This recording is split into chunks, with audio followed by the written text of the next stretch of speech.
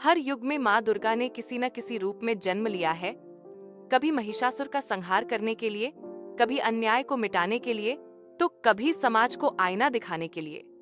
परंतु आज के इस आधुनिक युग में भी, जहाँ तकनीक आसमान छू रही है और समाज बराबरी की बातें करता है, वहाँ भी एक ऐसी शक्ति मौजूद है जो चुपचाप अन्याय सहती है, फिर उसी अन्याय के विरुद्ध उठ खड़ी होती है। यह कहानी है सावित्री की, एक साधारण गृहिणी जो समाज में लाखों महिलाओं की तरह ही एक सामान्य सी जिंदगी जी रही थी। लेकिन उसके भीतर छिपी दुर्गा को परिस्थितियों ने जगाया और फिर उसने न केवल अपनी बल्कि अपने बच्चों की तकदीर बदल दी। उत्तर प्रदेश के एक छोटे से कस्बे भीमगंज में सावित्री की शादी महज 19 साल की उम्र में राजेश नाम के व्यक्ति से कर दी गई थी। राजेश एक छोटा सा दुकानदार था और घर में बूढ़ी माँ और 2 छोटी बहनें थीं। शादी के शुरुआती दिन सावित्री के लिए किसी सपने से कम नहीं थे। वह राजेश के साथ एक खुशहाल भविष्य देखती थी, अपने घर को सजाती, खाना बनाती और ससुराल वालों के चेहरे पर मुस्कान देखने की कोशिश करती। लेकिन वह मुस्कान कभी आई ही नहीं। राजेश शराब पीने का आदी था। शुरू में वह कभी कभी पीता, फिर हर शाम शराब में डूबने लगा, और जब वह नशे में होता तो उसका गुस्सा सावित्री पर उतरता। शब्दों के जरिए शुरू हुआ जहर धीरे धीरे हाथों तक पहुंच गया। गालियों के बाद थप्पड़ और फिर मारपीट उसकी रोजमर्रा का हिस्सा बन गई। तू कुछ नहीं कर सकती, तेरे बाप ने भी कुछ नहीं दिया, तेरी औकात ही क्या है। ये शब्द हर रात सावित्री के कानों में हथौड़े की तरह बजते। सावित्री की माँ बचपन में ही गुजर गई थी और पिता बहुत गरीब किसान थे। वह जानती थी कि मायके लौटने का मतलब होगा समाज का ताना, बच्चों का भविष्य अंधकार में और शायद खुद की मौत। इसलिए वह हर जुल्म सहती रही। समय बीतता गया।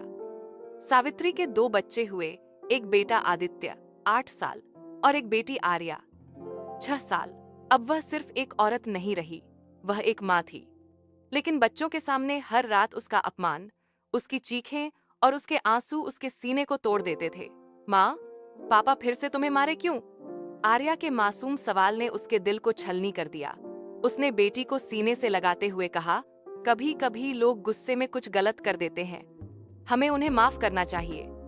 लेकिन वह खुद जानती थी यह गुस्सा नहीं, एक अपराध था। फिर भी वह चुप रही। शायद इसलिए क्योंकि हर औरत को बचपन से यही सिखाया जाता है, घर की बातें घर में ही रहें। एक साल नवरात्रि आई। गांव में बड़े स्तर पर माँ दुर्गा की मूर्ति स्थापित की गई। सावित्री हर साल की तरह अपने बच्चों को लेकर दर्शन करने गई। आर्या मूर्ति को देख मंत्रमुग्ध हो गई। माँ, ये कौन है? ये माँ दुर्गा है बेटा। इन्होंने राक्षसों का संहार किया था, बुराई को मिटाया था। तो क्या माँ दुर्गा डरती नहीं थी?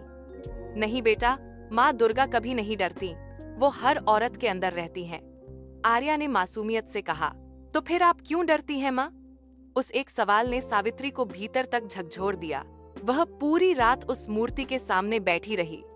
उसने अपने जीवन की हर यातना को याद किया, हर थप्पड़, हर अपमान, हर आंसू। फिर उसने सोचा, अगर माँ दुर्गा मेरे अंदर है तो मैं क्यों डरूं, मैं क्यों चुप रहूं? वह रात उसके जीवन की दिशा बदल गई। उसके अंदर की दुर्गा जाग चुकी थी। अगले ही दिन जब राजेश शराब के नशे में घर आया और फिर गालियां देने लगा, सावित्री ने पहली बार उसके हाथ को रोक लिया। बस, अब और नहीं। राजेश चौंक गया। क्या कहा तूने? अब से तू मुझे हाथ नहीं लगाएगा, अगर लगाया तो पुलिस को बुलाऊंगी। राजेश हंस पड़ा। तू पुलिस बुलाएगी? तेरे बाप के घर से आई है क्या? लेकिन सावित्री इस बार डरी नहीं। उसने मोबाइल उठाया और सचमुच 112 पर कॉल कर दिया। पुलिस आई, राजेश को चेतावनी देकर चली गई। यह कोई बहुत बड़ा कदम नहीं था, पर उसके लिए यह पहली जीत थी। सावित्री जानती थी कि केवल विरोध करने से जिंदगी नहीं बदलेगी, उसे अपनी और अपने बच्चों की जिंदगी खुद संवारनी होगी। उसने पास के ही महिला केंद्र में सिलाई का कोर्स ज्वाइन किया। शुरुआत में राजेश ने खूब ताने मारे, सिलाई सीखेगी और करोड़पति बन जाएगी। लेकिन वह नहीं रुकी। दिन में घर का काम करती, रात में बच्चों के साथ पढ़ती और खुद भी ऑनलाइन क्लासेस देखकर सीखती रही। 6 महीने में उसने एक छोटा सा सिलाई केंद्र खोल लिया। धीरे धीरे उसकी कमाई शुरू हो गई। बच्चों की स्कूल फीस उसने खुद भरी, राशन भी अपने पैसे से लाने लगी। अब घर में समीकरण बदलने लगे थे। राजेश भी धीरे धीरे अपनी जगह समझने लगा। फिर भी सावित्री के मन में एक डर था, समाज क्या कहेगा, लोग हंसेंगे, ताने देंगे। लेकिन हर बार जब वह माँ दुर्गा की मूर्ति को देखती, उसे लगता जैसे कोई आवाज कह रही हो, जब मैं तेरे भीतर हूँ तो डर कैसा। अब वह पहले जैसी सावित्री नहीं रही। वह अब आधुनिक युग की दुर्गा बनने की राह पर थी। अब सावित्री हर दिन अपने सिलाई केंद्र में जाती। शुरू में मोहल्ले की औरतें उसे देख हंसती, देखो देखो, राजेश की बीवी अब काम करने लगी है, अपने पति से लड़कर क्या हासिल कर लेगी, औरतों को घर की चारदीवारी में रहना चाहिए। सावित्री इन बातों को सुनती, लेकिन अब उसके कानों में ये शब्द नहीं चुभते थे। वह जान चुकी थी कि समाज वही कहता है जो वह खुद नहीं कर पाता। हर शाम वह अपने बच्चों को बैठाकर पढ़ाती और समझाती, बेटा याद रखना, अगर कोई तुम्हें नीचे दिखाए तो समझ लेना कि तुम ऊंचाई की ओर बढ़ रहे हो। धीरे धीरे कुछ और औरतें भी उसके पास आने लगी। कोई सिलाई सीखना चाहती थी, कोई नौकरी ढूंढना। सावित्री ने किसी को मना नहीं किया। उसने तय किया कि उसकी जैसी औरतों को वह कभी अकेला महसूस नहीं करने देगी। एक रात राजेश फिर से शराब पीकर आया। इस बार उसने सावित्री को फिर से धमकाया, तेरी हिम्मत कैसे हुई बाहर जाकर काम करने की, तुझे मैंने रोका नहीं, इसका मतलब ये मत समझ कि मैं कमजोर हो गया हूँ। सावित्री ने शांत स्वर में कहा, कमजोर तुम नहीं हो राजेश, डरपोक हो, औरत को दबाकर खुद को बड़ा समझते हो। लेकिन अब मैं डरने वाली नहीं।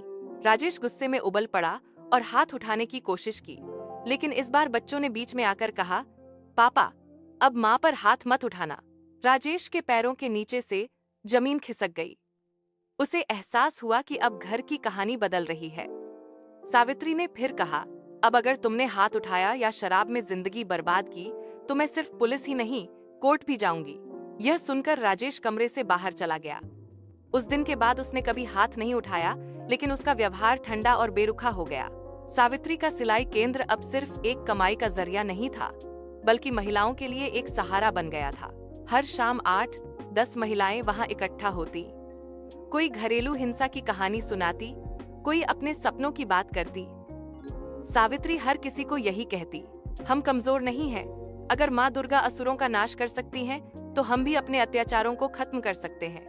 धीरे धीरे सावित्री ने एक महिला जागरूकता समूह बना दिया। उन्होंने गांव में जाकर कन्या शिक्षा, घरेलू हिंसा और महिला अधिकारों पर अभियान शुरू किया। गांव के मर्द इसे पसंद नहीं करते थे। कई बार धमकी भी दी गई, घर संभाल नहीं रही, समाज संभालने चली है। लेकिन सावित्री अब रुकने वाली नहीं थी। उसने कहा, अगर डरकर घर में बैठ जाऊंगी तो मेरी बेटी भी कल यही सहेगी। मैं चाहती हूँ कि वो सिर ऊंचा करके जिए। कुछ महीनों बाद मोहल्ले की ही एक औरत, सीमा, सावित्री के पास रोती हुई आई। उसके पति ने उसे बुरी तरह पीटा था और घर से निकाल दिया था। सीमा बोली, मेरे पास कहीं जाने की जगह नहीं है, मैंने मरने का सोच लिया है। सावित्री ने उसका हाथ थामा और कहा, मरने की नहीं, लड़ने की सोचो, मैं तुम्हारे साथ हूँ। दोनों थाने पहुंची और फिर दर्ज कराई। पति को नोटिस मिला। गांव वालों ने खूब बातें बनाई, लेकिन सावित्री ने सीमा का साथ नहीं छोड़ा। यह पहला मौका था जब गांव में किसी औरत ने घरेलू हिंसा के खिलाफ कानूनी कदम उठाया था। सीमा केस जीत गई। अदालत ने उसके पति को कड़ी चेतावनी दी और उसे गुजारा भत्ता देने का आदेश दिया। यह घटना गांव के लिए एक झटका थी। औरतें अब डरने के बजाय बोलने लगी थीं। सालों बीतते गए। आदित्य और आर्या बड़े हो रहे थे। आदित्य ने माँ से सीखा कि सम्मान कमाना पड़ता है, मांगना नहीं। उसने इंजीनियर बनने का सपना देखा और पढ़ाई में लग गया। आर्या को माँ की कहानी सबसे ज्यादा प्रेरित करती। वह अक्सर कहती, माँ, मैं भी आपके जैसी बनूंगी जो किसी से नहीं डरेगी। सावित्री मुस्कुरा देती, तू नहीं बेटा, तू मुझसे भी बड़ी बनेगी। अब उनका घर डर का नहीं, सपनों का घर बन गया था। कुछ सालों बाद महिला दिवस पर जिले के प्रशासन ने सावित्री को नारी शक्ति सम्मान से नवाजा। स्टेज पर जाते वक्त उसके पैरों में वही चप्पलें थीं जिनमें कभी वह आंसू बहाती थी, पर आज वे कदम गर्व से उठ रहे थे। भीड़ में राजेश भी बैठा था। उसकी आंखों में पछतावा था। वह जानता था कि जिस औरत को वह कमजोर समझता था, वही उसके परिवार की रीढ़ बन गई। सावित्री ने मंच से कहा, मैं कोई देवी नहीं हूँ, मैं वही औरत हूँ जिसे रोज पीटा गया, जिसका मजाक उड़ाया गया, जिसे कमजोर समझा गया। लेकिन जब मैंने माँ दुर्गा को अपने भीतर महसूस किया, तब मैंने सीखा कि शक्ति कहीं बाहर नहीं, हमारे अंदर है। हर औरत में एक दुर्गा छिपी है, बस उसे जगाना होता है। तालियां गूंज उठीं। वहां मौजूद हर औरत की आंखें नम थीं और हर आदमी का सिर झुक गया। सावित्री को नारी शक्ति सम्मान मिलने के बाद उसका नाम सिर्फ भीमगंज तक सीमित नहीं रहा। पास के शहरों और जिलों से भी लोग उसे आमंत्रित करने लगे। वह स्कूलों, कॉलेजों और महिला संगठनों में जाकर अपनी कहानी सुनाती। मैं कोई सुपर हीरो नहीं हूँ, मैं बस वो औरत हूँ जिसने नहीं कहना सीख लिया। उसकी कहानी सुनकर कई महिलाएं रो पड़ती, कई खामोश रहती, लेकिन हर किसी के भीतर कुछ न कुछ हिल जाता था। कई बार कार्यक्रमों में पति पत्नी दोनों ही मौजूद रहते। औरतें बोलने लगीं और मर्द भी सोचने लगे। कई जगहों पर तो घरेलू हिंसा के मामलों में कमी आने लगी। मीडिया ने भी उसकी कहानी को उठाया। अखबारों में सुर्खियां बनने लगीं, भीमगंज की सावित्री बनी नारी शक्ति की मिसाल, घरेलू हिंसा झेलने वाली औरत आज बनी औरों की प्रेरणा। अब सावित्री केवल एक नाम नहीं रही थी, वह एक आंदोलन बन चुकी थी। आर्या अब 17 साल की हो गई थी। उसका सपना था सिविल सर्विसेज में जाना और महिलाओं के अधिकारों के लिए काम करना। वह पढ़ाई में बहुत तेज थी और हर वक्त माँ के साथ समाज सेवा में लगी रहती। एक दिन स्कूल में उसने नारी सशक्तिकरण पर भाषण दिया। उसने कहा, मेरी माँ ने मुझे सिखाया कि डरना गुनाह है। अगर अन्याय सहती रही तो आने वाली पीढ़ी भी यही सहेगी। इसलिए हमें अपनी आवाज खुद बनना होगा। उस भाषण की वीडियो सोशल मीडिया पर वायरल हो गई। लाखों लोगों ने उसे देखा, शेयर किया और कहा, यह लड़की आने वाले समय की दुर्गा है। सावित्री के लिए वह पल किसी वरदान से कम नहीं था। उसकी बेटी अब वही कर रही थी जिसके लिए उसने संघर्ष शुरू किया था। अब सावित्री का महिला समूह गांव तक सीमित नहीं रहा। उन्होंने जिला प्रशासन के साथ मिलकर एक बड़ा अभियान शुरू किया, शक्ति जागरण यात्रा। इस यात्रा के तहत वे गांव जाकर महिलाओं को उनके अधिकारों, कानूनी सहायता और आत्मरक्षा के बारे में बताने लगी। शुरुआत में कई गांवों में मर्दों ने विरोध किया। हमारे घर की औरतों को भड़काती है ये औरतें घर तोड़ेंगी। लेकिन धीरे धीरे वही मर्द महसूस करने लगे कि शिक्षित और आत्मनिर्भर महिला घर को तोड़ती नहीं, बल्कि मजबूत बनाती है।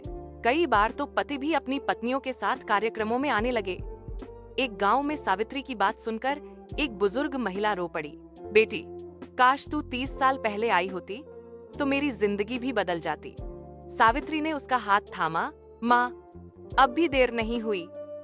अब आपकी पोती की जिंदगी हम मिलकर बदलेंगे। सावित्री की सफलता अब राजेश को अंदर से बदलने लगी थी। वह शराब से दूर रहने लगा, दुकान को गंभीरता से चलाने लगा।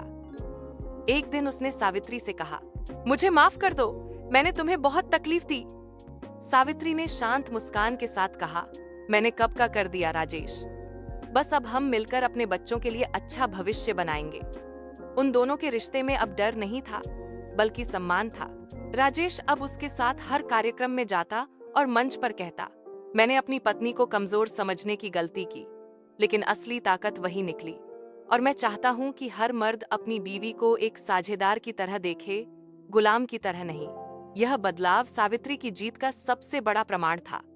सावित्री के प्रयासों से जिले के स्कूलों में नारी शक्ति सप्ताह मनाया जाने लगा। बेटियां अब डॉक्टर, पुलिस अफसर, शिक्षक, इंजीनियर बनने के सपने देखने लगीं। लोग बेटियों के जन्म पर मिठाई बांटने लगे, जहां पहले मातम मनाया जाता था। आर्या ने इंटरमीडिएट में टॉप किया और सिविल सर्विस की तैयारी के लिए दिल्ली चली गई। जाते वक्त उसने माँ को गले लगाया और कहा, माँ, आप मेरी माँ ही नहीं, मेरी दुर्गा हैं, और अब मैं आपकी लड़ाई को आगे ले जाऊंगी। सावित्री की आंखों में आंसू थे, लेकिन इस बार ये आंसू दुख के नहीं, गर्व के थे।